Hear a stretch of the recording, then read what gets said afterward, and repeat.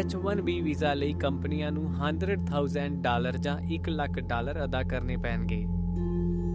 72% H1B visa ਭਾਰਤੀਆਂ ਨੂੰ ਮਿਲਦਾ ਹੈ।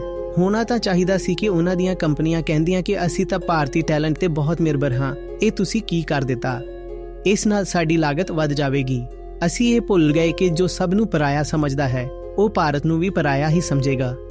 ਜੋ ਕਿਸੇ ਦਾ ਨਹੀਂ ਤੇ ਸਿਰਫ ਆਪਣੇ ਸਵਾਰਥਾਂ ਲਈ ਜਿਉਂਦਾ ਹੈ ਉਹ ਫਿਰ ਹਿੰਦੁਸਤਾਨ ਦਾ ਵੀ ਕਿਵੇਂ ਹੋ ਸਕਦਾ ਹੈ? ਸਵਾਲ ਇਹ ਹੈ ਕਿ ਸਾਡੀਆਂ ਲੱਤਾਂ ਇੰਨੀ ਮਜ਼ਬੂਤ ਕਿਉਂ ਨਹੀਂ ਹਨ ਕਿ ਅਸੀਂ ਆਪਣੇ ਆਪ ਤੁਰ ਸਕੀਏ? ਪਹਿਲਾਂ ਆਪਣੇ ਦੇਸ਼ ਵਿੱਚ ਹਾਲਾਤ ਐਸੇ ਬਣਾਓ ਕਿ ਤੁਹਾਡਾ ਟੈਲੈਂਟ ਭੱਜਣ ਤੇ ਮਜਬੂਰ ਹੋ ਜਾਵੇ ਤੇ ਫਿਰ ਉਹਨਾਂ ਨੂੰ ਆਖੋ ਕਿ ਇਹ ਗੱਦਾਰ ਹਨ ਤੇ ਦਿਮਾਗੀ ਪਲਾਇਨ ਹੋ ਰਿਹਾ ਹੈ।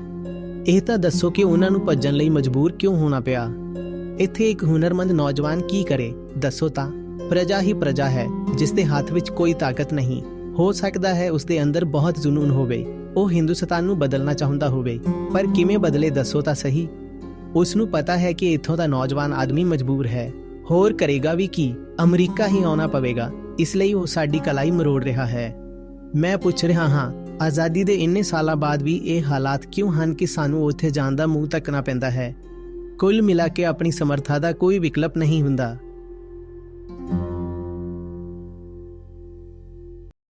ਆਚਾਰਿਆ ਜੀ, ਮੇਰਾ ਇੱਕ ਸਵਾਲ ਹੈ।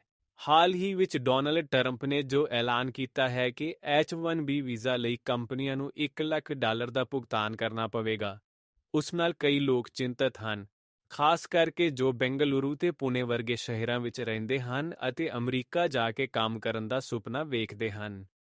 ਜੋ ਲੋਕ ਪਹਿਲਾਂ ਤੋਂ ਹੀ ਅਮਰੀਕਾ ਵਿੱਚ ਕੰਮ ਕਰ ਰਹੇ ਹਨ, ਉਹ ਵੀ ਇਸ ਫੈਸਲੇ ਕਾਰਨ ਤਣਾਅ ਵਿੱਚ ਹਨ। ਕੀ ਇਸ ਰਾਜਨੀਤਿਕ ਫੈਸਲੇ ਨੂੰ ਇੱਕ ਵੱਡੇ ਦ੍ਰਿਸ਼ਟੀਕੋਣ ਤੋਂ ਦੇਖਣਾ ਚਾਹੀਦਾ ਹੈ?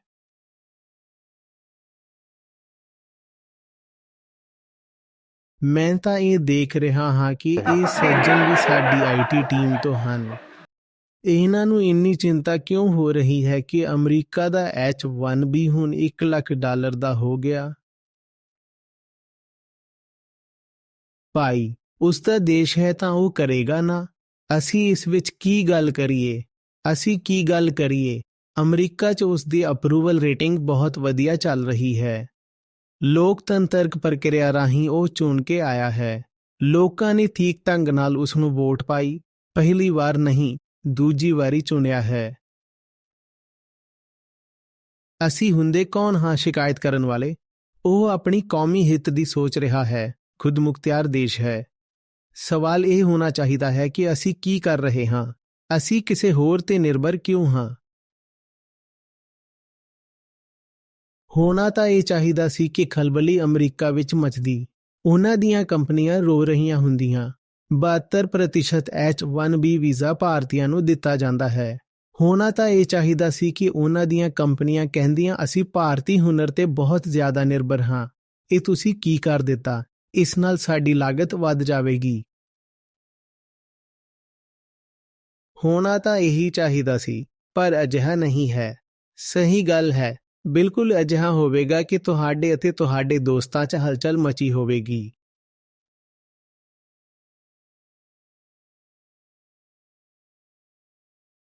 ਕਿਉਂ ਹਲਚਲ ਮਚੀ ਹੋਈ ਹੋਵੇਗੀ?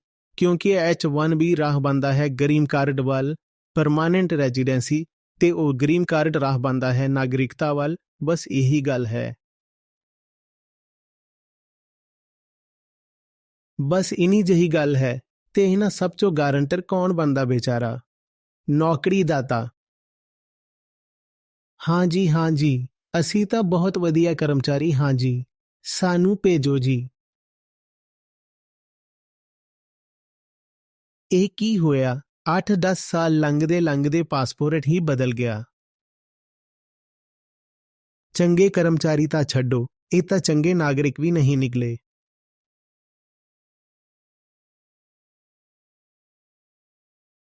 ਭਾਈ, ਉਸ ਨੂੰ ਵੇਖਣ ਦਿਓ। ਸਾਡਾ ਆਜ਼ਾਦ ਦੇਸ਼ ਹੈ। ਕੀ ਅਸੀਂ ਚਾਹਾਂਗੇ ਕਿ ਕੋਈ ਹੋਰ ਆ ਕੇ ਸਾਡੀਆਂ ਨੀਤੀਆਂ 'ਚ ਦਖਲ ਦੇਵੇ? ਹੁਣ ਟਰੰਪ ਕੋਸ਼ਿਸ਼ ਕਰ ਰਿਹਾ ਹੈ ਦਖਲ ਦੇਣ ਦੀ। ਕਹਿੰਦਾ ਸਾਨੂੰ ਤੁਹਾਡਾ ਪੂਰਾ ਬਾਜ਼ਾਰ ਚਾਹੀਦਾ ਹੈ ਆਪਣੀ ਗੱਡੀਆਂ ਤੇ ਖੇਤੀਬਾੜੀ ਦੇ ਸਮਾਨ ਲਈ। ਚਲੋ ਤੁਸੀਂ ਆਪਣਾ ਟੈਕਸ ਘਟਾਓ ਤਾਂ ਕਿ ਅਸੀਂ ਖੁਸ਼ ਹਾਂ। ਅਸੀਂ ਕਹਿ ਰਹੇ ਹਾਂ ਨਹੀਂ। ਜੇ ਤੁਸੀਂ ਖੇਤੀਬਾੜੀ ਦਾ ਸਮਾਨ ਇੱਥੇ ਸਸਤਾ ਵੇਚੋਗੇ ਤਾਂ ਸਾਡੇ ਕਿਸਾਨਾਂ ਦਾ ਕੀ ਬਣੂ? ਸਾਨੂੰ ਇਹ ਚੰਗਾ ਨਹੀਂ ਲੱਗ ਰਿਹਾ। ਜੇ ਤੁਸੀਂ ਆਪਣੀਆਂ ਗੱਡੀਆਂ ਇੱਥੇ ਲਿਆ ਕੇ ਵੇਚੋਗੇ ਤਾਂ ਸਾਡੇ ਦੇਸੀ ਨਿਰਮਾਤਿਆਂ ਦਾ ਤਾਂ ਸਾਰਾ ਧੰਦਾ ਹੀ ਬੰਦ ਹੋ ਜਾਵੇਗਾ। ਅਸੀਂ ਵਾਰ-ਵਾਰ ਇਹੀ ਕਹਿ ਰਹੇ ਹਾਂ ਕਿ ਇਹ ਸਾਡਾ ਦੇਸ਼ ਹੈ, ਜਿਵੇਂ ਮਰਜ਼ੀ ਹੋਵੇ ਅਸੀਂ ਚਲਾਵਾਂਗੇ। ਤੇ ਅਸੀਂ ਬਿਲਕੁਲ ਠੀਕ ਕਹਿ ਰਹੇ ਹਾਂ। ਤਾਂ ਫਿਰ ਉਹ ਵੀ ਜੋ ਕਰ ਰਿਹਾ ਹੈ ਠੀਕ ਹੀ ਕਰ ਰਿਹਾ ਹੈ ਨਾ, ਕਰਨ ਦਿਓ। ਉਹ ਇਹ ਤਾਂ ਨਹੀਂ ਕਹਿ ਰਿਹਾ ਕਿ ਮੈਂ ਭਾਰਤ ਆ ਕੇ ਕੁਝ ਕਰਾਂਗਾ। ਉਹ ਤਾਂ ਸਿਰਫ ਇਹ ਕਹਿ ਰਿਹਾ ਹੈ ਕਿ ਜੇ ਤੁਸੀਂ ਅਮਰੀਕਾ ਆਣਾ ਹੈ ਤਾਂ ਇਹ ਨਿਯਮ ਹਨ। ਮੈਂ ਪੁੱਛ ਰਿਹਾ ਹਾਂ ਕਿ ਆਜ਼ਾਦੀ ਦੇ ਇੰਨੇ ਸਾਲ ਬਾਅਦ ਵੀ ਇਹ ਹਾਲਤ ਕਿਉਂ ਹੈ ਕਿ ਸਾਨੂੰ ਉੱਥੇ ਜਾਣ ਲਈ ਮੂੰਹ ਤੱਕਣਾ ਪੈਂਦਾ ਹੈ? ਅੱਜ ਵੀ ਇਹ ਹਾਲਤ ਕਿਉਂ ਹੈ ਕਿ ਹਰ ਪੜ੍ਹਿਆ ਲਿਖਿਆ ਬੰਦਾ, ਮਤਲਬ ਤੁਹਾਡੇ ਵਰਗਾ, ਅਮਰੀਕਾ ਭੱਜਣ ਦਾ ਸੁਪਨਾ ਵੇਖਦਾ ਹੈ? ਇਹ ਕੀ ਹਾਲਤ ਬਣ ਗਈ ਦੱਸੋ ਤਾਂ ਸਹੀ। ਸਾਡੇ ਬੰਗਲੌਰ ਤੇ ਹੈਦਰਾਬਾਦ 'ਚ ਖਲਬਲੀ ਕਿਉਂ ਮਚ ਗਈ ਦੱਸੋ? ਇਹ ਲੋੜ ਕਿਉਂ ਸੀ? ਤੇ ਫਿਰ ਮੰਨ ਲਓ ਅਸੀਂ ਨਿਰਯਾਤਕ ਹਾਂ। ਭਾਰਤ ਸਿਰਫ ਦੋ ਚੀਜ਼ਾਂ ਦਾ ਨਿਰਯਾਤਕ ਹੈ, ਜਾਂ ਤਾਂ ਬਿਲਕੁਲ ਕੱਚਾ ਸਮਾਨ, ਅਨਪ੍ਰੋਸੈਸਡ, ਬਿਨਾਂ ਵੀ ਮੁੱਲ ਜੋੜ ਤੋਂ, ਵਿਦਆਊਟ ਐਨੀ ਵੈਲਿਊ ਐਡੀਸ਼ਨ। ਉਹ ਅਸੀਂ ਨਿਰਯਾਤ ਕਰਦੇ ਹਾਂ, ਜਿੱਦਾਂ ਖਣਿਜ ਆਦਿ, ਜਾਂ ਫਿਰ ਅਸੀਂ ਨਿਰਯਾਤ ਕਰਦੇ ਹਾਂ ਜਾਣਕਾਰੀ ਤਕਨਾਲੋਜੀ ਸੇਵਾਵਾਂ, IT ਸਰਵਿਸਿਜ਼। ਕੋਈ ਵੀ ਨਿਰਯਾਤਕ ਹੋਏ, ਉਹਦੇ ਕੋਲ ਹੋਰ ਬਾਜ਼ਾਰ ਵੀ ਹੁੰਦੇ ਹਨ। ਨਹੀਂ ਤਾਂ ਉਹ ਕਿਹੋ ਜਿਹਾ ਵਪਾਰੀ ਹੋਇਆ? ਇੱਕ ਐਸੇ ਵਪਾਰੀ ਨੂੰ ਕੀ ਕਹੋਗੇ ਜਿਸ ਕੋਲ ਖਰੀਦਦਾਰ ਸਿਰਫ ਇੱਕ ਹੀ ਹੋਵੇ? ਇਸ ਵਪਾਰੀ ਦੇ ਸਿਰ ਤੇ ਤਾਂ ਹਮੇਸ਼ਾ ਤਲਵਾਰ ਲਟਕੀ ਰਹੇਗੀ ਕਿ ਨਹੀਂ ਰਹੇਗੀ। ਇੱਕੋ ਖਰੀਦਦਾਰ ਹੈ, ਉਸ ਦੀ ਮਿਹਰਬਾਨੀ ਤੇ ਜੀਣਾ ਪਏਗਾ, ਤੇ ਉਹੀ ਹੋ ਰਿਹਾ ਹੈ। ਤੇ ਇੱਕੋ ਹੀ ਖਰੀਦਦਾਰ ਕਿਉਂ ਹੈ? ਕਿਉਂਕਿ ਸਾਡੇ ਕੋਲ ਵਪਾਰਯੋਗ ਚੀਜ਼ਾਂ ਹੀ ਬਹੁਤ ਘੱਟ ਹਨ। ਉਤਪਾਦਨ ਵਿੱਚ ਅਸੀਂ ਕੁਝ ਕਰਦੇ ਹੀ ਨਹੀਂ। ਦੁਨੀਆ ਦੀ 17% ਆਬਾਦੀ ਭਾਰਤ ਵਿੱਚ ਰਹਿੰਦੀ ਹੈ, ਪਰ ਅੰਤਰਰਾਸ਼ਟਰੀ ਵਪਾਰ ਵਿੱਚ ਭਾਰਤ ਦਾ ਹਿੱਸਾ ਸਿਰਫ 3% ਹੈ। ਚੀਨ ਦਾ 20% ਹੈ। ਦੋਹਾਂ ਦੀ ਆਬਾਦੀ ਲਗਭਗ ਬਰਾਬਰ ਹੈ। ਸਾਡੇ ਕੋਲ ਜੇ ਐਕਸਪੋਰਟ ਕਰਨ ਲਈ ਬਹੁਤ ਕੁਝ ਹੁੰਦਾ ਤਾਂ ਇੰਨੀ ਸਮੱਸਿਆ ਨਾ ਆਉਂਦੀ। ਹੁਣ ਤਾਂ ਇੱਕ ਵੱਡੀ ਸਮੱਸਿਆ ਇਹ ਆ ਜਾਂਦੀ ਹੈ ਕਿ ਸਾਨੂੰ ਡਾਲਰ ਵੀ ਤਾਂ ਚਾਹੀਦੇ ਹਨ। ਇਸ ਲਈ ਨਹੀਂ ਕਿ ਡਾਲਰ ਪੈਸਾ ਹੈ, ਇਸ ਲਈ ਕਿ ਡਾਲਰ ਵਿਦੇਸ਼ੀ ਮੁਦਰਾ ਹੈ। ਉਹ ਡਾਲਰ ਨਹੀਂ ਹੋਵੇਗਾ ਤਾਂ ਤੇਲ ਕਿੱਥੋਂ ਖਰੀਦੋਗੇ? ਵਿਦੇਸ਼ੀ ਰਿਜ਼ਰਵ ਦਾ ਸੰਕਟ ਆ ਜਾਂਦਾ ਹੈ, ਜਿਵੇਂ 91 ਵਿੱਚ ਹੋਇਆ ਸੀ। ਫਿਰ ਕਹਿੰਦੇ ਹਨ ਫਾਰਨ ਐਕਸਚੇਂਜ ਦੀ ਸਮੱਸਿਆ ਆ ਗਈ। ਉਹ ਸਮੱਸਿਆ ਨਾ ਹੁੰਦੀ ਜੇ ਡਾਲਰ ਵੱਖ-ਵੱਖ ਥਾਵਾਂ ਤੋਂ ਆ ਰਿਹਾ ਹੁੰਦਾ। ਤੁਸੀਂ ਬਹੁਤ ਸਾਰੀਆਂ ਚੀਜ਼ਾਂ ਐਕਸਪੋਰਟ ਕਰ ਰਹੇ ਹੁੰਦੇ। ਹੁਣ ਕਿੱਥੋਂ ਆਉਂਦਾ ਹੈ? ਜਾਂ ਤਾਂ IT ਤੋਂ ਜਾਂ ਫਿਰ ਰੈਮਿਟੈਂਸ ਤੋਂ। ਉਹ ਜੋ ਕਰ ਰਿਹਾ ਹੈ, ਕਰਨ ਦਿਓ। ਅਸੀਂ ਇੱਥੇ ਬਿਲਕੁਲ ਕਹਿ ਸਕਦੇ ਹਾਂ ਕਿ ਪਾਗਲ ਆਦਮੀ ਹੈ। ਅਸੀਂ ਕੀ ਕਹਾਂਗੇ? ਉਸ ਦਾ ਅੱਧਾ ਦੇਸ਼ ਤਾਂ ਪਹਿਲਾਂ ਹੀ ਕਹਿ ਰਿਹਾ ਹੈ ਕਿ ਪਾਗਲ ਆਦਮੀ ਹੈ। ਅਸੀਂ ਇਹ ਵੀ ਜਾਣਦੇ ਹਾਂ ਕਿ ਇਹ ਜੋ ਨੀਤੀਆਂ ਹਨ, ਇਹ ਮੱਧ ਅਵਧੀ ਵਿੱਚ ਅਮਰੀਕਾ ਲਈ ਚੰਗੀਆਂ ਨਹੀਂ ਹਨ। ਪਰ ਉਸ ਬੰਦੇ ਨੂੰ ਮੱਧ ਅਵਧੀ ਵੇਖਣੀ ਹੀ ਨਹੀਂ, ਉਸਨੇ ਤਾਂ ਅਗਲੇ 3 ਸਾਲ ਹੀ ਵੇਖਣੇ ਹਨ। ਕਿਉਂਕਿ ਅਮਰੀਕਾ ਵਿੱਚ ਤੀਜੀ ਵਾਰੀ ਰਾਸ਼ਟਰਪਤੀ ਬਣਿਆ ਨਹੀਂ ਜਾ ਸਕਦਾ, ਤੇ 4 ਸਾਲ ਦਾ ਹੀ ਕਾਰਜਕਾਲ ਹੁੰਦਾ ਹੈ। 1 ਸਾਲ ਤਾਂ ਲੰਘਣ ਵਾਲਾ ਹੈ, ਹੁਣ ਬਚਿਆ ਹੀ ਕੀ? ਤਾਂ ਉਹ ਬੰਦਾ ਕਹਿ ਰਿਹਾ ਹੈ ਯਾਰ 3 ਸਾਲ ਕੱਢੀਏ ਤੇ ਨੋਬਲ ਇਨਾਮ ਲੈ ਕੇ ਨਿਕਲ ਲਈਏ। ਵੈਸੇ ਵੀ ਅਸੀਂ ਤਾਂ ਉੱਤੇ ਹੋ ਗਏ ਹਾਂ, ਹੁਣ ਹੋਰ ਕੀ ਰਹਿ ਗਿਆ? ਅਸੀਂ ਇੱਥੇ ਖੜੇ ਹੋ ਕੇ ਬਿਲਕੁਲ ਕਹਿ ਸਕਦੇ ਹਾਂ ਕਿ ਬਹੁਤ ਗਲਤ ਹੋ ਰਿਹਾ ਹੈ। ਟਰੰਪ ਨੇ ਬਹੁਤ ਗਲਤ ਕਰ ਦਿੱਤਾ। ਪਰ ਜੋ ਵੀ ਉਸਨੇ ਕੀਤਾ, ਉਹ ਕਰਨ ਲਈ ਉਸਨੂੰ ਅਮਰੀਕਾ ਦੀ ਜਨਤਾ ਨੇ ਅਧਿਕਾਰ ਦਿੱਤਾ ਹੈ, ਮਨਜ਼ੂਰੀ ਦਿੱਤੀ ਹੈ, ਤਾਂ ਉਹ ਕਰ ਸਕਦਾ ਹੈ। ਅਤੇ ਅਸੀਂ ਹੁੰਦੇ ਕੌਣ ਹਾਂ ਕੁਝ ਆਖਣ ਵਾਲੇ? ਸਾਨੂੰ ਕੁਝ ਨਹੀਂ ਆਖਣਾ ਚਾਹੀਦਾ। ਸਾਨੂੰ ਉਦੋਂ ਵੀ ਨਹੀਂ ਆਖਣਾ ਚਾਹੀਦਾ ਸੀ ਜਦੋਂ ਚੋਣਾਂ ਹੋ ਰਹੀਆਂ ਸਨ ਅਤੇ ਇੱਥੇ ਅਸੀਂ ਯੱਜ ਤੇ ਹਵਨ ਕਰ ਰਹੇ ਸੀ ਕਿ ਟਰੰਪ ਦੀ ਜਿੱਤ ਜ਼ਰੂਰੀ ਹੈ। ਬੋਲਣਾ ਸਾਨੂੰ ਉਦੋਂ ਵੀ ਨਹੀਂ ਚਾਹੀਦਾ ਸੀ। ਪਰ ਸਾਨੂੰ ਟਰੰਪ ਇਸ ਕਰਕੇ ਚੰਗਾ ਲੱਗਿਆ ਕਿਉਂਕਿ ਉਹ ਕਹਿੰਦਾ ਸੀ ਕਿ ਜਿੰਨੇ ਵੀ ਗੈਰ ਲੋਕ ਹਨ, ਉਹਨਾਂ ਨੂੰ ਦੇਸ਼ ਤੋਂ ਕੱਢ ਦੇਣਾ ਚਾਹੀਦਾ ਹੈ। ਅਸੀਂ ਵੀ ਇੱਥੇ ਇਹੀ ਕੰਮ ਕਰਨਾ ਚਾਹੁੰਦੇ ਹਾਂ, ਤਾਂ ਬਹੁਤ ਵਧੀਆ ਲੱਗਿਆ ਕਿ ਚੰਗਾ ਹੈ। ਵੇਖੋ ਸੱਜੇ ਪੱਖ ਵਾਲੀ ਸੋਚ ਮਿਲ ਰਹੀ ਹੈ। ਅਸੀਂ ਇਹ ਭੁੱਲ ਗਏ ਕਿ ਜੋ ਹਰ ਕਿਸੇ ਨੂੰ ਗੈਰ ਸਮਝਦਾ ਹੈ, ਉਹ ਭਾਰਤ ਨੂੰ ਵੀ ਤਾਂ ਗੈਰ ਹੀ ਸਮਝੇਗਾ।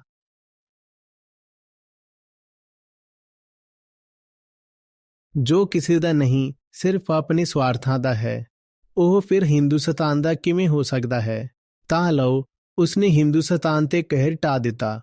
ਹੁਣ ਕਰ ਲਓ ਯੱਗ ਟਰੰਪ ਦੇ ਨਾਂ ਤੇ। ਟਰੰਪੇਸ਼ਵਰਾਏ ਨਮଃ। ਅਤੇ ਫਿਰ ਕਹਿ ਰਿਹਾ ਹਾਂ, ਸਾਨੂੰ ਨਾਰਾਜ਼ ਹੋਣ ਦਾ ਕੋਈ ਹੱਕ ਨਹੀਂ।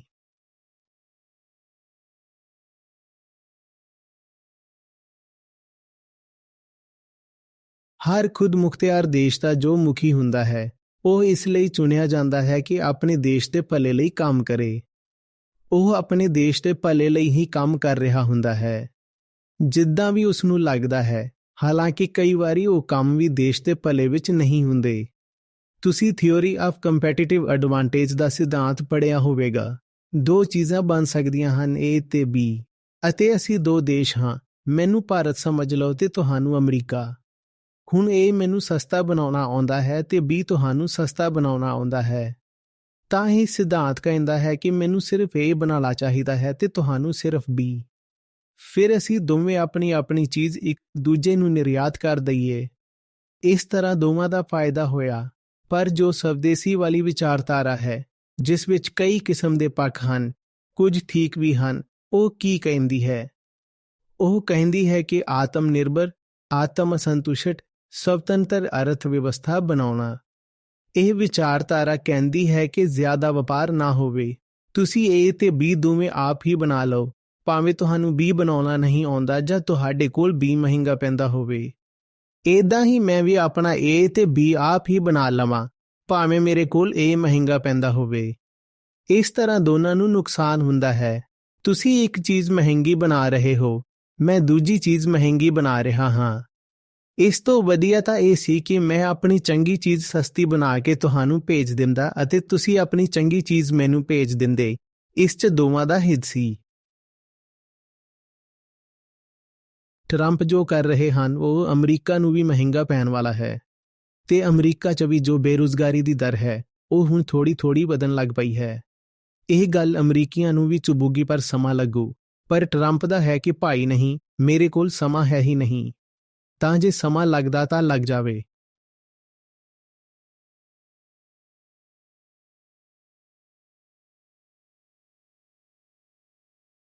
ਗੱਲ ਸਮਝ ਆ ਰਹੀ ਹੈ? ਆਪਣੇ ਆਪ ਨੂੰ ਮਜ਼ਬੂਤ ਬਣਾਓ। ਹੋਰਾਂ ਦੀ ਸ਼ਿਕਾਇਤ ਕਰਨ ਨਾਲ ਕੀ ਲਾਭ ਹੈ? ਹੋਰ ਤਾਂ ਹੋਰ ਹਨ, ਆਪਣੇ ਹਿਸਾਬ ਨਾਲ ਹੀ ਕੰਮ ਕਰਨਗੇ। ਅਸੀਂ ਤਾਂ ਸਿਰਫ ਇਹ ਚਾਹ ਸਕਦੇ ਹਾਂ, ਅਸੀਂ ਇਹ ਅਰਦਾਸ ਕਰ ਸਕਦੇ ਹਾਂ ਕਿ ਸਭ ਨੂੰ ਸੱਤ ਬੁੱਧੀ ਮਿਲੇ। ਪਰ ਹੁਣ ਕੋਈ ਸੱਤ ਬੁੱਧੀ ਕਬੂਲ ਕਰੇਗਾ ਜਾਂ ਨਹੀਂ, ਸਾਡਾ ਤਾਂ ਉਸ 'ਤੇ ਕੀ ਜ਼ੋਰ। ਲੋਕਾਂ ਦੀ ਆਪਣੀ ਆਪਣੀ ਬੁੱਧੀ ਹੁੰਦੀ ਹੈ, ਆਪਣੇ ਕੇਂਦਰ ਹੁੰਦੇ ਹਨ, ਆਪਣੇ ਮਨਸੂਬੇ ਹੁੰਦੇ ਹਨ। ਲੋਕ ਆਪਣੇ ਹਿਸਾਬ ਨਾਲ ਹੀ ਚੱਲਣਗੇ। ਸਵਾਲ ਇਹ ਹੈ ਕਿ ਸਾਡੀਆਂ ਲੱਤਾਂ ਇੰਨੀ ਮਜ਼ਬੂਤ ਕਿਉਂ ਨਹੀਂ ਹਨ ਕਿ ਅਸੀਂ ਆਪਣੇ ਹਿਸਾਬ ਨਾਲ ਤੁਰ ਸਕੀਏ। ਹੁਣ 26 ਤਰੀਕ ਨੂੰ ਸਾਡਾ MiG-21 ਰਿਟਾਇਰ ਹੋ ਰਿਹਾ ਹੈ। 42 ਸਕਵਾਡਰਨ ਮਨਜ਼ੂਰ ਹੋਏ ਹਨ, ਪਰ ਸਾਡੇ ਕੋਲ ਸਿਰਫ 29 ਹਨ। ਦੱਸੋ ਅਸੀਂ ਕਿਉਂ ਫਸੇ ਹੋਏ ਹਾਂ? ਤੇ ਜੋ ਨਵਾਂ ਉਤਪਾਦਨ ਹੋਣਾ ਹੈ, ਜੋ ਉਸ ਦਾ ਬਦਲ ਹੈ ਤੇਜਸ ਮਾਰਕ 1A, ਉਹ ਵੀ ਸਾਲ ਦੇ 20 ਤੋਂ 25 ਬਣਨਗੇ। ਜੋ ਸਾਡੀਆਂ ਸਰਹੱਦਾਂ ਤੇ ਵੱਡੇ ਤੋਂ ਵੱਡੇ ਖਤਰੇ ਹਨ। ਪਾਕਿਸਤਾਨ ਨਾਲੋਂ ਸਾਡਾ ਦੇਸ਼ 7 ਗੁਣਾ ਵੱਡਾ ਹੈ ਆਬਾਦੀ ਵਿੱਚ ਤੇ ਅਰਥ ਵਿਵਸਥਾ ਵਿੱਚ 8 ਗੁਣਾ ਵੱਡਾ ਹੈ। ਤੇ ਪਾਕਿਸਤਾਨ ਕੋਲ 26 ਸਕਵਾਡਰਨ ਹਨ, ਸਾਡੇ ਕੋਲ 29 ਹਨ। ਇਹ ਕਿਹੋ ਜਿਹਾ ਅਨੁਪਾਤ ਹੋਇਆ? ਉੱਥੇ ਤਾਂ 7 ਗੁਣਾ ਦਾ ਅਨੁਪਾਤ ਸੀ, ਪਰ ਇੱਥੇ ਇੱਕ ਦਾ ਅਨੁਪਾਤ ਕਿਉਂ ਬਣ ਰਿਹਾ ਹੈ? ਇਹ ਕਿਉਂ ਹੋ ਰਿਹਾ ਹੈ ਪਤਾ ਹੈ ਨਾ? ਕਿਉਂਕਿ ਸਾਨੂੰ ਇੰਜਨ ਅਮਰੀਕਾ ਤੋਂ ਚਾਹੀਦਾ ਹੈ। ਅਸੀਂ ਕਹਿ ਰਹੇ ਹਾਂ ਕਿ ਅਸੀਂ ਆਪਣਾ ਦੇਸੀ ਜਹਾਜ਼ ਬਣਾਇਆ ਹੈ, ਪਰ ਉਸ ਦਾ ਇੰਜਨ ਤਾਂ ਸਾਡਾ ਨਹੀਂ ਹੈ। ਹੁਣ ਅਮਰੀਕਾ ਜੇ ਪਾਬੰਦੀ ਲਾ ਦੇਵੇ, ਸਾਡੀ ਕਲਾਈ ਮਰੋੜਨ ਲਈ ਕੁਝ ਵੀ ਕਰਨ ਨੂੰ ਤਿਆਰ ਹੈ, ਤਾਂ ਉਹ ਇਹ ਵੀ ਕਰ ਸਕਦੇ ਹਨ ਕਿ ਅਸੀਂ ਇਹ ਵੀ ਰੋਕ ਦਿਆਂਗੇ। ਪਹਿਲਾਂ ਉਹਨਾਂ ਵਸਤੂਆਂ ਤੇ ਟੈਕਸ ਲਾਏ, ਹੁਣ ਉਹ ਸੇਵਾਵਾਂ ਤੇ ਆ ਗਏ ਹਨ, ਤਾਂ ਫਿਰ ਉਹ ਰੱਖਿਆ ਖੇਤਰ 'ਚ ਕਿਉਂ ਨਹੀਂ ਆ ਸਕਦੇ? ਉਹਨਾਂ ਨੂੰ ਤਾਂ ਸਾਡੀ ਕਲਾਈ ਮੋੜਨੀ ਹੀ ਹੈ, ਤਾਂ ਉਹ ਇਹ ਕਿਉਂ ਨਹੀਂ ਕਰ ਸਕਦੇ ਕਿ GEHAL ਨੂੰ ਇੰਜਨ ਹੀ ਨਾ ਦੇਵੇ? ਇਹ ਉਹ ਕਿਉਂ ਨਹੀਂ ਕਰ ਸਕਦੇ? ਫਿਰ ਅਸੀਂ ਸ਼ਿਕਾਇਤ ਕਰੀਏ ਕਿ ਹਾਏ ਹਾਏ ਸਾਡਾ MiG ਵੀ ਗਿਆ ਤੇ ਤੇਜਸ ਵੀ ਨਹੀਂ ਬਣਿਆ, ਤਾਂ ਇਸ ਸ਼ਿਕਾਇਤ ਦਾ ਕੀ ਲਾਭ? ਕੁਝ ਹੋਣਾ ਹੈ ਇਸ ਸ਼ਿਕਾਇਤ ਤੋਂ, ਪਰ ਤੁਸੀਂ ਘਬਰਾਓ ਨਾ, ਇਹ ਸਭ ਕੁਝ ਜ਼ਿਆਦਾ ਦੇਰ ਤੱਕ ਨਹੀਂ ਚੱਲੇਗਾ। 6 ਮਹੀਨੇ, ਸਾਲ ਪਰ, ਜ਼ਿਆਦਾ ਤੋਂ ਜ਼ਿਆਦਾ 3 ਸਾਲਾਂ ਵਿੱਚ ਇਹ ਸਭ ਕੁਝ ਠੀਕ ਹੋ ਜਾਵੇਗਾ। ਗ੍ਰੀਨ ਕਾਰਡ ਦੂਰ ਨਹੀਂ, ਤੂੰ RIT ਤੋਂ ਹੀ ਹੈ ਨਾ। ਹਾਲਾਤ ਆਪਣੇ ਦੇਸ਼ ਵਿੱਚ ਐਸੇ ਬਣਾ ਦਿਓ ਕਿ ਤੁਹਾਡੀ ਟੈਲੈਂਟ ਨੂੰ ਭੱਜਣ ਲਈ ਮਜਬੂਰ ਹੋਣਾ ਪਵੇ। ਫਿਰ ਉਹਨਾਂ ਨੂੰ ਆਖੋ ਕਿ ਇਹ ਗੱਦਾਰ ਹਨ ਤੇ ਬ੍ਰੇਨ ਡਰੇਨ ਹੋ ਰਿਹਾ ਹੈ। ਇਹ ਤਾਂ ਦੱਸੋ ਕਿ ਉਹ ਭੱਜਣ ਲਈ ਮਜਬੂਰ ਕਿਉਂ ਹੋਏ। ਮੈਂ ਤੁਹਾਡੇ ਨਾਲ ਹਾਂ, ਤੁਸੀਂ ਚਿੰਤਾ ਨਾ ਕਰੋ, ਪਰ ਇਹ ਤਾਂ ਦੱਸੋ ਕਿ ਉਹ ਭੱਜਣ ਲਈ ਮਜਬੂਰ ਕਿਉਂ ਹੋਏ।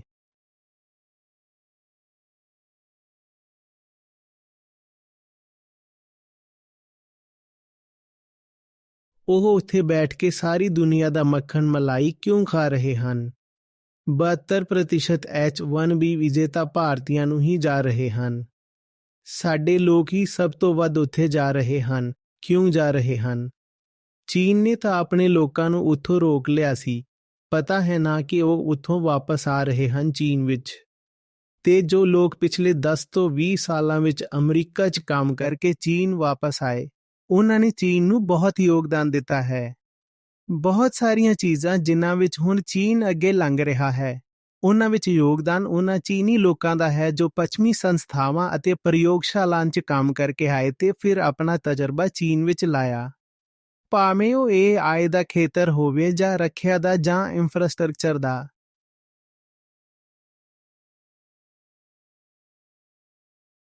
ਅਤੇ ਸਾਡੀ ਇੱਥੇ ਹਾਲਤ ਇਹ ਹੈ ਕਿ ਅਸੀਂ ਤਿਆਰ ਬੈਠੇ ਹਾਂ ਭੱਜਣ ਲਈ, ਕਿਸੇ ਤਰੀਕੇ ਨਾਲ ਇੱਥੋਂ ਨਿਕਲਣ ਦਾ ਮੌਕਾ ਮਿਲ ਜਾਵੇ।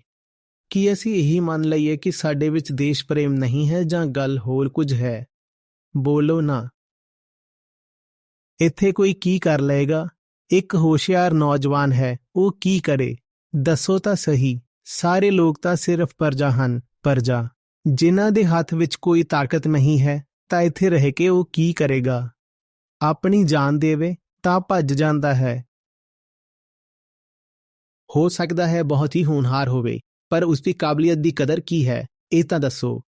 ਹੋ ਸਕਦਾ ਹੈ ਉਹਦੇ ਅੰਦਰ ਬਹੁਤ ਜਜ਼ਬਾ ਹੋਵੇ, ਉਹ ਹਿੰਦੁਸਤਾਨ ਨੂੰ ਬਦਲਣਾ ਚਾਹੁੰਦਾ ਹੋਵੇ, ਪਰ ਕਿਵੇਂ ਬਦਲੇਗਾ? ਦੱਸੋ ਤਾਂ ਸਹੀ। ਕੀ ਕਰੇ? ਚੋਣ ਲੜੇ? ਸਾਡੇ ਇੱਥੇ ਚੋਣ ਲੜਨ ਲਈ ਬਹੁਤ ਰੁਕਾਵਟ ਹੈ। ਕਿੱਥੋਂ ਲਿਆਏਗਾ ਉਹ ਕਰੋੜਾਂ ਰੁਪਏ ਜਿਨ੍ਹਾਂ ਨਾਲ ਆਪਣੀ ਇੱਕ ਸੀਟ ਵੀ ਲੜ ਸਕੇ? ਪੂਰੀ ਰਾਜਨੀਤਿਕ ਪਾਰਟੀ ਖੜੀ ਕਰਨੀ ਤਾਂ ਸੈਂਕੜਿਆਂ ਕਰੋੜਾਂ ਦਾ ਮਾਮਲਾ ਹੈ। ਆਪਣੀ ਇੱਕ ਸੀਟ ਵੀ ਲੜਨ ਲਈ ਪੈਸਾ ਕਿੱਥੋਂ ਲਿਆਏਗਾ ਆਦਮੀ? ਤੇ ਫਿਰ ਜੇ ਉਹ ਆਪਣਾ ਨਾਮ ਦਰਜ ਕਰਵਾ ਦੇਵੇ ਤਾਂ ਲੋਕ ਉਸਦੇ ਘਰ ਪੱਥਰ ਮਾਰਦੇ ਹਨ, ਅੱਗ ਲਾਉਂਦੇ ਹਨ।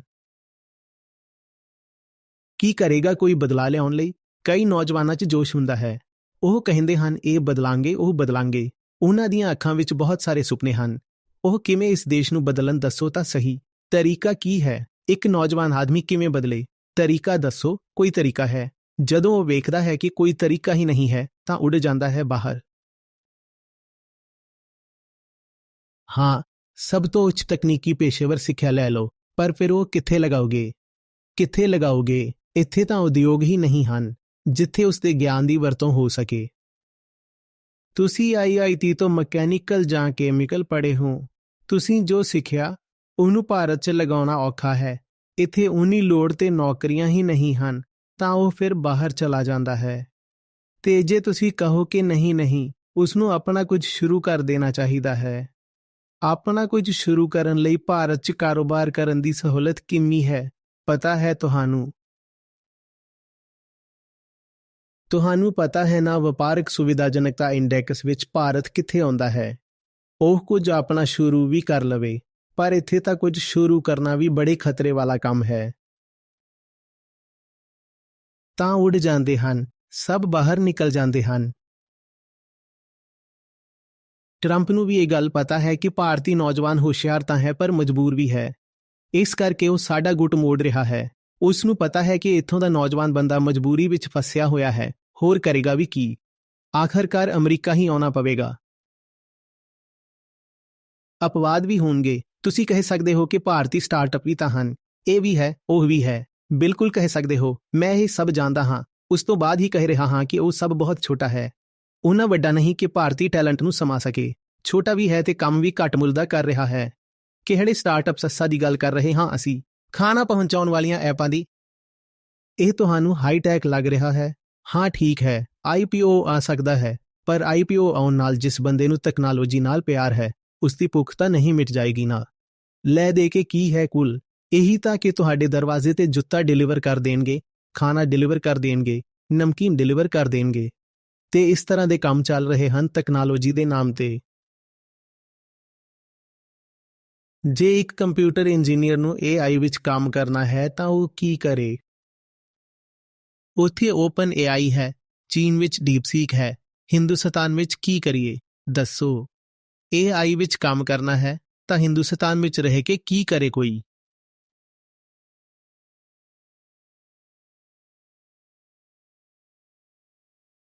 ਤੇ ਇਹ ਗੱਲ ਸਾਰੀ ਦੁਨੀਆ ਨੂੰ ਪਤਾ ਹੈ ਤੇ ਹੁਣ ਸਾਰੀ ਦੁਨੀਆ ਇੱਕ ਹੋਰ ਕੰਮ ਕਰ ਰਹੀ ਹੈ ਭਾਰਤੀ ਟੈਲੈਂਟ ਨੂੰ ਆਪਣੀ ਵੱਲ ਖਿੱਚਣ ਲਈ।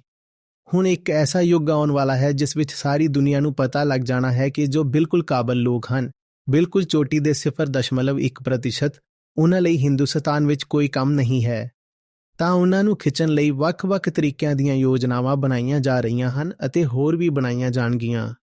ਗੋਲਡਨ ਵੀਜ਼ਾ ਦਿੱਤੇ ਜਾਣਗੇ। ਮੁਲਕਾਂ ਵਿੱਚ ਮੁਕਾਬਲਾ ਹੋਵੇਗਾ ਕਿ ਕੌਣ ਇੱਥੋਂ ਦੀ ਸਭ ਤੋਂ ਵਧੀਆ ਕਰੀਮ ਲੈ ਜਾਂਦਾ ਹੈ। ਕਹਿੰਦੇ ਹਨ ਇੱਥੇ ਜੋ ਬਿਲਕੁਲ ਹੇਠਲੀ ਜਨਤਾ ਹੈ, ਜੋ ਮਰਨ ਨੂੰ ਤਿਆਰ ਹੈ, ਉਸ ਨੂੰ ਇੱਥੇ ਪਏ ਰਹਿਣ ਦਿਓ, ਇੱਥੇ ਹੀ ਸੜਨ ਦਿਓ। ਬਾਕੀ ਜੋ ਢੰਗ ਦੇ ਲੋਕ ਹਨ, ਉਹਨਾਂ ਨੂੰ ਆਪਣੇ ਮੁਲਕਾਂ ਵਿੱਚ ਲੈ ਜਾਓ। ਤਾਂ ਤੁਸੀਂ ਦੋ ਗੱਲਾਂ ਵੇਖੋਗੇ।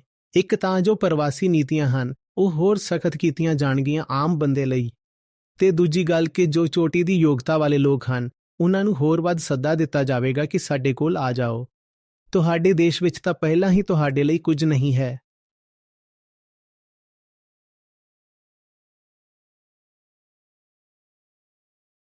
ਕੁੱਲ ਮਿਲਾ ਕੇ ਜੋ ਤਸਵੀਰ ਸਾਹਮਣੇ ਆ ਰਹੀ ਹੈ, ਉਹ ਇਹ ਹੈ ਕਿ ਭਾਰਤ ਦੁਨੀਆ ਦਾ ਬੈਕਯਾਰਡ ਬਣ ਜਾਵੇਗਾ। ਜੋ ਵੀ ਢੰਗ ਦੇ ਲੋਕ ਹੋਣਗੇ ਉਹ ਤਾਂ ਜਾ ਚੁੱਕੇ ਹੋਣਗੇ। ਜੋ ਇੱਥੇ ਰਹਿਣਗੇ ਉਹ ਇੱਕ ਗੈਸ ਚੈਂਬਰ ਵਰਗੀ ਹਾਲਤ ਵਿੱਚ ਰਹਿਣਗੇ ਅਤੇ ਜੋ ਬਿਲਕੁਲ ਘੱਟ ਕੀਮਤ ਵਾਲਾ ਕੰਮ ਹੈ ਉਹ ਕਰ ਰਹੇ ਹੋਣਗੇ।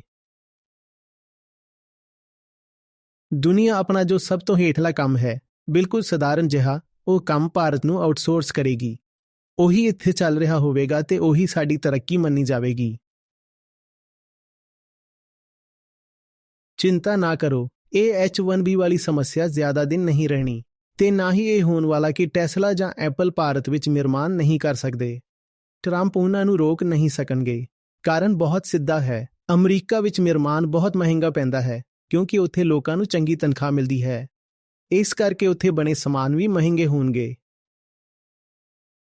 ਤਾਂ ਜੋ ਵੀ ਸਸਤੇ ਕੰਮ ਨੇ ਭਰਾ ਇੱਥੇ ਹੀ ਆਉਣਗੇ, ਚਿੰਤਾ ਨਾ ਕਰੋ। ਚੀਨ ਹੁਣ ਉਹਨਾਂ ਸਸਤਾ ਨਹੀਂ ਰਿਹਾ ਕਿਉਂਕਿ ਉੱਥੇ ਵੀ ਜੀਵਨ ਪੱਧਰ ਦਾ ਲੈਵਲ ਵੱਧ ਗਿਆ ਹੈ। ਪਰ ਉਹ ਜੋ ਸਸਤਾ ਖੇਡ ਸੀ, ਉਸ ਵਿੱਚ ਵੀ ਸਾਡੀ ਹਾਰ ਹੋ ਗਈ। ਪਤਾ ਹੈ ਕੌਣ ਜਿੱਤ ਗਿਆ? ਵੀਅਤਨਾਮ ਤੇ ਬੰਗਲਾਦੇਸ਼। ਮਹਿੰਗਾ ਖੇਡ ਤਾਂ ਅਸੀਂ ਖੇਡ ਹੀ ਨਹੀਂ ਸਕੇ। ਸਸਤੇ ਖੇਡ ਵਿੱਚ ਵੀ ਵੀਅਤਨਾਮ ਤੇ ਬੰਗਲਾਦੇਸ਼ ਅੱਗੇ ਨਿਕਲ ਗਏ।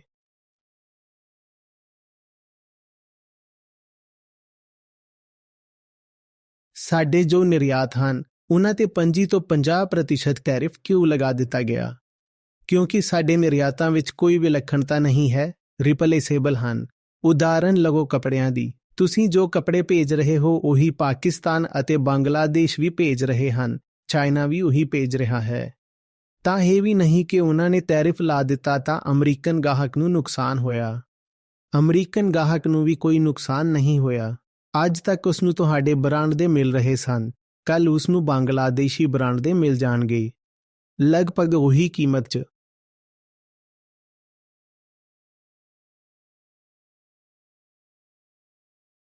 ਆਖਰਕਾਰ ਆਪਣੀ ਸਮਰੱਥ ਦਾ ਕੋਈ ਵਿਕਲਪ ਨਹੀਂ ਹੁੰਦਾ।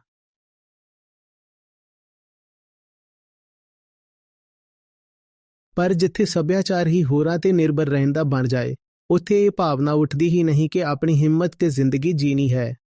ਅਤੇ ਜਦੋਂ ਵਿਅਕਤੀਗਤ ਜ਼ਿੰਦਗੀ ਆਪਣੀ ਹਿੰਮਤ ਨਾਲ ਨਹੀਂ ਜੀਤੀ ਜਾਂਦੀ ਤਾਂ ਕੌਮੀ ਜੀਵਨ ਵੀ ਫਿਰ ਆਪਣੇ ਬਲਬੂਤੇ ਤੇ ਨਹੀਂ ਹੁੰਦਾ।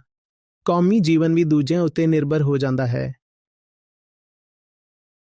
ਜਦੋਂ ਇੱਥੋਂ ਦਾ ਬੰਦਾ ਹੀ ਕਿਸੇ ਹੋਰ ਅੱਗੇ ਹੱਥ ਜੋੜਨ ਵਿੱਚ ਸ਼ਰਮ ਮਹਿਸੂਸ ਨਹੀਂ ਕਰਦਾ। ਜਦੋਂ ਧਰਮ ਵਿੱਚ ਹੀ ਅਸੀਂ ਇਹ ਮੰਨ ਲਿਆ ਕਿ ਜੋ ਸਭ ਤੋਂ ਸ਼ਕਤੀਸ਼ਾਲੀ ਤਾਕਤ ਹੈ ਉਹ ਸਾਡੇ ਅੰਦਰ ਨਹੀਂ। ਸਾਨੂੰ ਹਰ ਤਰੀਕੇ ਨਾਲ ਇੱਧਰ-ਉੱਧਰ ਸਾਰੇ ਆਕਾਵਾਂ ਦੀ ਮਿਹਰਬਾਨੀ ਤੇ ਜਿਉਣਾ ਪਵੇਗਾ। ਤਾਂ ਉਹੀ ਚੀਜ਼ ਫਿਰ ਸਾਡੇ ਧਾਰਮਿਕ ਜੀਵਨ ਵਿੱਚ, ਸਾਡੇ ਨਿੱਜੀ ਜੀਵਨ ਵਿੱਚ ਨਜ਼ਰ ਆਉਂਦੀ ਹੈ, ਫਿਰ ਸਮਾਜਿਕ ਜੀਵਨ ਵਿੱਚ ਨਜ਼ਰ ਆਉਂਦੀ ਹੈ ਤੇ ਫਿਰ ਰਾਸ਼ਟਰੀ ਜੀਵਨ ਵਿੱਚ ਵੀ ਨਜ਼ਰ ਆਉਂਦੀ ਹੈ। ਝੁਕਣਾ, ਦਬਣਾ, ਹੋਰਾਂ ਤੇ ਨਿਰਭਰ ਰਹਿਣਾ ਸਾਡੀ ਇੱਕ ਬਹੁਤ ਹੀ ਡੂੰਘੀ ਆਦਤ ਬਣ ਗਈ ਹੈ। ਅਸੀਂ ਜੋਖਮ ਲੈਣ ਤੋਂ ਬਹੁਤ ਡਰਦੇ ਹਾਂ। ਅੱਗੇ ਵਧਣ ਲਈ ਜੋਖਮ ਚੁੱਕਣੇ ਪੈਂਦੇ ਹਨ। ਜੋਖਮ। ਸੁਰੱਖਿਅਤ ਖੇਡੋ, ਵਿਚਕਾਰਲੀ ਰਾਹ ਤੇ ਚਲੋ।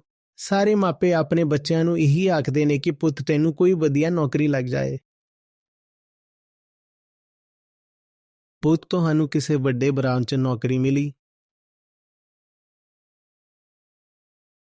ਨਹੀਂ ਮਿਲੀ। ਫਿਰ ਤੁਸੀਂ ਚੰਗੀ ਤਰ੍ਹਾਂ ਸਿੱਖਿਆ ਲਓ ਤਾਂ ਜੋ ਤੁਹਾਡੀ ਕਿਸੇ ਵਧੀਆ ਬ੍ਰਾਂਡ ਵਿੱਚ ਨੌਕਰੀ ਲੱਗ ਜਾਵੇ ਅਤੇ ਤੁਸੀਂ ਅਮਰੀਕਾ ਵਿੱਚ ਵਸ ਜਾਓ ਪੁੱਤ। ਹੁਣ ਇੱਥੇ ਕੀ ਨਵੀਂ ਸੋਚ ਹੋਵੇਗੀ? ਕੀ ਰਚਨਾਤਮਕਤਾ ਹੋਵੇਗੀ? ਜਾਂ ਹੋ ਸਕਦੀ ਹੈ ਕੀ ਖਤਰਾ ਉਠਾਇਆ ਜਾਊਗਾ? ਤਾਂ ਇਹੀ ਕੀਤਾ ਜਾਊਗਾ ਕਿ ਚੰਗਾ ਬੱਚਾ ਬਣ ਇੱਥੋਂ ਮੰਦ ਕੱਢ ਕੇ। ਹਾਂ, ਮੈਂ ਅਮਰੀਕਾ ਦਾ ਚੰਗਾ ਨਾਗਰਿਕ ਬਣਾਂਗਾ। ਹੋਰ ਕੀ ਹੈ? ਇਹੀ ਤਾਂ ਮਾਪਿਆਂ ਦਾ ਸਭ ਤੋਂ ਵੱਡਾ ਸੁਪਨਾ ਹੈ। ਹੋਰ ਕੀ ਹੈ?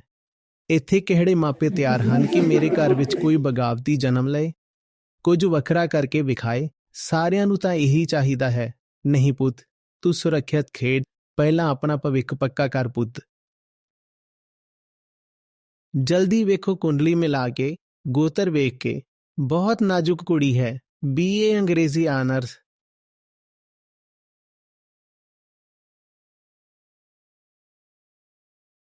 ਮੰਮੀ ਜੀ ਨੂੰ ਅੰਗਰੇਜ਼ੀ ਨਹੀਂ ਆਉਂਦੀ ਤਾਂ ਉਹ ਗੱਲ ਨਹੀਂ ਸਮਝਣਗੀਆਂ। ਇਹੀ ਚੰਗਾ ਰਹੇਗਾ।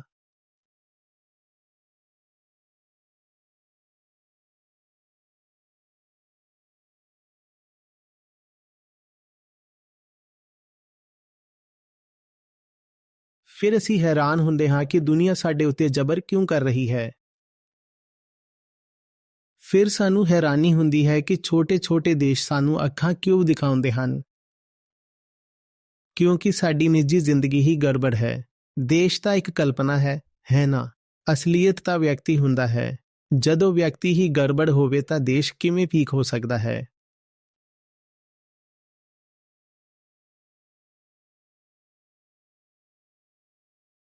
ਅਤੇ ਇਨਸਾਨ ਨੂੰ ਗੜਬੜ ਬਣਾਇਆ ਹੋਇਆ ਹੈ। ਸਾਡੀਆਂ ਬਹੁਤ ਪੁਰਾਣੀਆਂ ਧਾਰਨਾਵਾਂ ਨੇ ਜਿਨ੍ਹਾਂ ਨੇ ਸੱਭਿਆਚਾਰ ਨੂੰ ਹੀ ਵਿਗਾੜ ਦਿੱਤਾ ਹੈ। ਅਸੀਂ ਆਪਣੇ ਮਨ ਵਿੱਚ ਉਸ ਸੱਭਿਆਚਾਰ ਨੂੰ ਧਰਮ ਦਾ ਨਾਂ ਦੇ ਦਿੱਤਾ ਹੈ। ਜਦ ਤੱਕ ਸਾਡਾ ਧਰਮ ਤੇ ਸੱਭਿਆਚਾਰ ਠੀਕ ਨਹੀਂ ਕੀਤੇ ਜਾਂਦੇ, ਉਹਨਾਂ ਨੂੰ ਦਰਸ਼ਨ ਤੇ ਆਧਾਰਿਤ ਨਹੀਂ ਕੀਤਾ ਜਾਂਦਾ, ਤਦ ਤੱਕ ਭਾਰਤ ਦਾ ਸ਼ਕਤੀਸ਼ਾਲੀ ਹੋਣਾ ਅਸੰਭਵ ਹੈ। ਅੱਜ ਟਰੰਪ ਹੈ, ਕੱਲ ਕੋਈ ਹੋਰ ਹੋਵੇਗਾ। ਚੀਨ ਵੀ ਚੜ੍ਹ ਆਇਆ ਸੀ। ਹੁਣ ਇੱਥੋਂ ਟਰੰਪ ਆਏ ਨੇ ਤਾਂ ਅਸੀਂ ਚੀਨ ਨਾਲ ਦੋਸਤੀ ਕਰ ਰਹੇ ਹਾਂ। ਚੀਨ ਫਿਰ ਕੁਝ ਦਿਨਾਂ ਵਿੱਚ ਚੜ੍ਹਾਈ ਕਰੇਗਾ ਅਤੇ ਸਾਨੂੰ ਚੀਨ ਨਾਲ ਕਦੋਂ ਦੋਸਤੀ ਕਰਨੀ ਪੈ ਰਹੀ ਹੈ? ਜਦ ਕਿ ਹਾਲ ਹੀ ਵਿੱਚ ਸਾਨੂੰ ਪਤਾ ਲੱਗਿਆ ਹੈ ਕਿ ਜੋ ਆਪਰੇਸ਼ਨ ਸਿੰਦੂਰ ਹੋਇਆ ਸੀ ਉਹ ਪੂਰੀ ਤਰ੍ਹਾਂ ਪਾਕਿਸਤਾਨ ਦੀ ਨਹੀਂ ਸਗੋਂ ਚੀਨ ਦੀ ਵੱਧ ਸ਼ਰਾਰਤ ਸੀ। ਤੇ ਉਸ ਤੋਂ ਕੁਝ ਹੀ ਮਹੀਨੇ ਬਾਅਦ ਸਾਨੂੰ ਜਾ ਕੇ ਚੀਨ ਨਾਲ ਹੱਥ ਮਿਲਾਉਣਾ ਪੈ ਰਿਹਾ ਹੈ। ਕਿਉਂ ਕਰਨਾ ਪੈ ਰਿਹਾ ਹੈ? ਕਿਉਂਕਿ ਆਪਣੇ ਅੰਦਰ ਤਾਕਤ ਨਹੀਂ ਹੈ। ਜੇ ਭਾਰਤੀ ਹੀ ਠੀਕ ਨਹੀਂ ਹਨ ਤਾਂ ਭਾਰਤ ਕਿਵੇਂ ਠੀਕ ਹੋ ਜਾਵੇਗਾ?